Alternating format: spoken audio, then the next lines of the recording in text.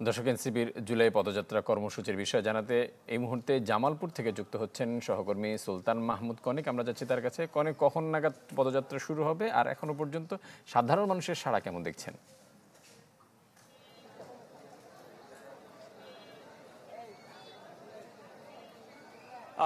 ফারুক, আমরা বেশ কয়েকদিন ধরেই এই দেশগড়তি জুলাই পদযাত্রার যে কর্মসূচি সেটি আমরা কভারেজ করছি এবং দেখছি যে সব জায়গায় কিন্তু এক ধরনের সাড়া পাওয়া যাচ্ছে। বিশেষ করে সব শ্রেণী পেশার মানুষজন কিন্তু এই পদযাত্রায় অংশ নিচ্ছেন। যারা এনসিপিকে ভালোবাসেন, দলীয় নেতাকর্মী তো আছেনই, এর বাহিরেও উৎসুক শ্রেণীর কিছু মানুষজন আছেন, এর বাইরেও অনেক সাধারণ মানুষজন আছেন যারা এই কর্মসূচিতে অংশগ্রহণ করছেন। আজকে পদযাত্রাটি জামালপুর আছে এবং কিছুক্ষণ পরেই এই তমালতলা মোড় থেকে ফৌজদারি মোড়ে গিয়ে পদযাত্রাটি শেষ হবে। জাতীয় কেন্দ্রীয় যে সকল নেতৃবৃন্দ আছেন তারা কিছুক্ষণ পরে এই তমালতলা মোড়ে এসে জড়ো হবেন এবং এইখান থেকে পদযাত্রাটি শুরু হবে। ঢালাইয়ের সেরা প্রিমিয়ার সিমেন্ট।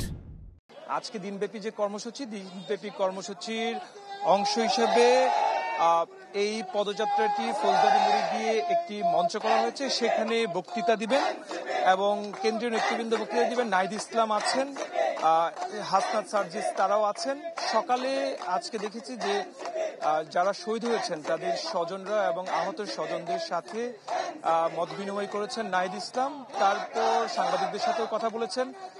তিনি একটি কথাই বলছেন, তাদের যে দেশ গড়ার যে মিশন, সংস্কারের যে মিশন, জুলাই সনদের যে মিশন এবং পিআর পদ্ধতিতে যে নির্বাচন, সেই বিষয়টিকে জোরালো করার জন্যই তাদের এই আজকের যে কর্মসূচি, সেই কর্মসূচি তারা চালিয়ে যাচ্ছেন এবং সারা দেশব্যাপী কর্মসূচি তারা চালিয়ে যাবেন।